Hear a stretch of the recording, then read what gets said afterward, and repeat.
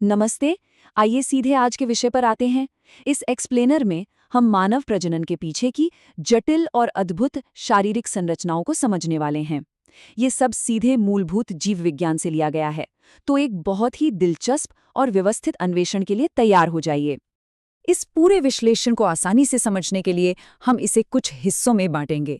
सबसे पहले मानव प्रजनन का एक बुनियादी परिचय, फिर पुरुष जनन तंत्र और उसकी सहायक ग्रंथियां, और उसके बाद स्त्री जनन तंत्र और गर्भाशय व नलिकाओं की विस्तृत चर्चा।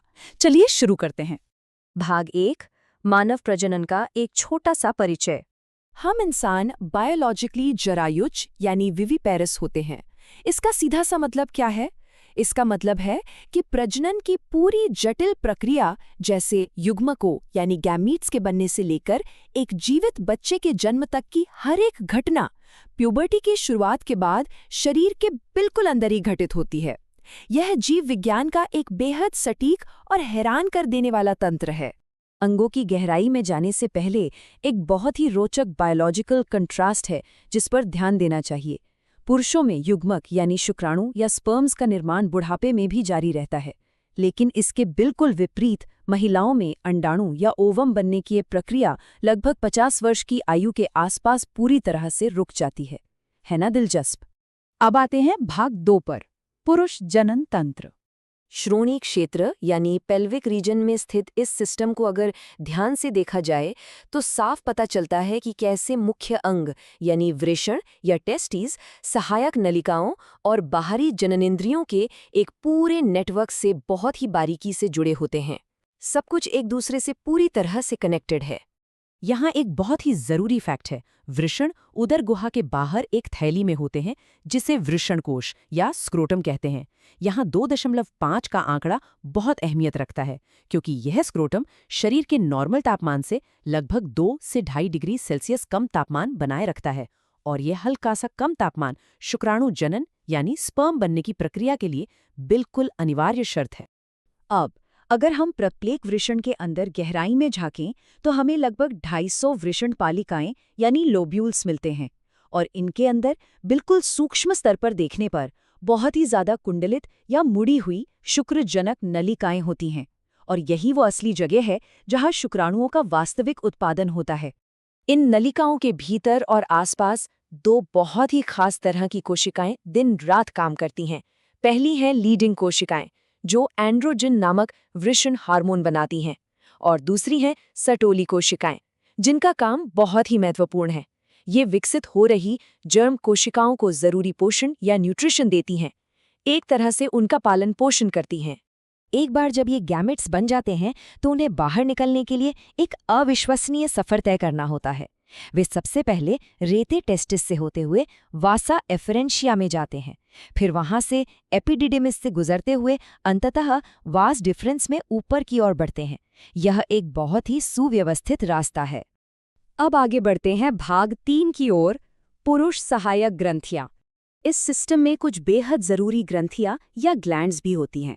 इनमें एक जोड़ा शुक्राशय यानी सेमिनल वेसिकल्स, एक सिंगल प्रोस्टेट ग्रंथि और एक जोड़ा बल्बोयूरिथ्रल ग्रंथियां शामिल हैं। ये सब मिलकर सेमिनल प्लाज्मा बनाती हैं। ये प्लाज्मा फ्रुक्टोज, कैल्शियम और कई एंजाइम्स से भरपूर होता है, जो स्पर्म्स को सुरक्षित भी रखता है और आगे बढ़ने में मदद भी करता है। इसके अलावा बल्बोयूरिथ्रल ग्रंथियों का स्राव लुब्रिकेशन में भी काफी मदद करता है। चलिए अब रुख करते हैं भाग 4 का, स्त्री जनन तंत्र। पेल्विक रीजन में मौजूद मादा जनन अंगों को अगर देखा जाए तो इसके बिल्कुल बीचों बीच गर्भाशय यानी यूट्रस मौजूद है, और इसके दोनों तरफ अंडाशयों और अंडवाहिनियों यानी ओवरीज और ओविडक्ट्स का एक एक जोड़ा होता है। ये डिज़ाइन अपने आप में प्रकृति का एक चमत्कार है, क्योंकि इसे सिर्फ युग्मक बनाने के लिए नहीं बल्कि गर्भधारण और एक शिशु के विकास को सुरक्षित रूप से संभालने के लिए डिज़ाइन किया गया है। अंडाशय या ओवरीज ही महिलाओं के प्राथमिक जनन अंग होते हैं। इनकी लंबाई महज 2 से 4 सेंटीमीटर होती है, लेकिन आकार पर मत जाइए, इनके अंदर एक बहुत ही जटिल स्ट्रोमा होता है। ये स्ट्रोमा एक बाहरी कॉर्टेक्स और एक भीतरी मेडुला में बटा होता है, और यहीं पर अंडाणुओं के साथ साथ कई बेहद जरूरी स्टेरॉयड हार्मोन्स भी बनते हैं। और अंत में भाग 5, स्त्री गर्भाशय व नलिकाएं। तो अंडोत्सर्ग यानी ओव्यूलेशन के बाद एक अंडाणु किस रास्ते से गुजरता है? ओवरी से निकलते ही इसे उंगली जैसी संरचनाओं द्वारा पकड़ लिया जाता है, जिन्हें फिम्ब्रिया कहते हैं।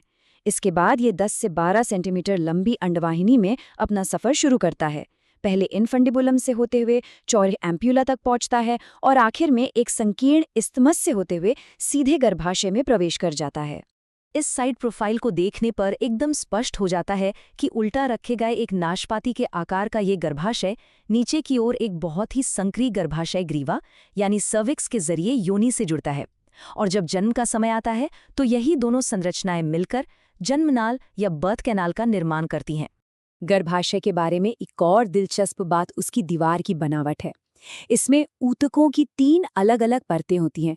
सबसे बाहर एक पतली झिल्लीदार परत होती है जिसे पेरीमीट्रियम कहते हैं। बीच वाली परत है मायोमीट्रियम, जो काफी मोटी और पेशीय होती है, और यही वो परत है जो डिलीवरी के वक्त तेज संकुचन पैदा करती है। और सबसे अंदर की परत एंडोमीट्रियम है, जो हर महीने एक संभावित गर्भावस्था की तैयारी के लिए चक्रीय परिवर्तनों से गुजरती है। अगर हम बाहरी संरचना की बात करें तो मादा जनन तंत्र में कई अलग अलग और बहुत ही संवेदनशील सुरक्षात्मक अंग होते हैं। इनमें फैटी टिश्यू से बना मॉन्स प्यूबिस, बाहरी और भीतरी मांसल परतें जिन्हें लेबिया मेजोरा और लेबिया माइनोरा कहते हैं, योनि छद यानी हाइमन और एक छोटी उंगली जैसी संरचना क्लिटोरिस शामिल हैं। तो नर और मादा दोनों जनन तंत्रों की इस शानदार बनावट को करीब से समझने के बाद एक बहुत ही बड़ा सवाल दिमाग में आता है। ये नन्हे सूक्ष्म युग्मक शरीर के इस विशाल और जटिल परिदृश्य को कैसे पार करते हैं, और कैसे ये दो पूरी तरह से अलग और अत्यधिक विशिष्ट प्रणालियां एक साथ बिल्कुल सही तालमेल बिठाकर निषेचन और एक नए जीवन के विकास की चमत्कारी प्रक्रिया को शुरू करती हैं। यह वाकई में सोचने वाली बात है, जो हमें जीव विज्ञान के और भी गहरे रहस्यों को जानने के लिए प्रेरित करती है। इस एक्सप्लेनर से जुड़ने के लिए धन्यवाद।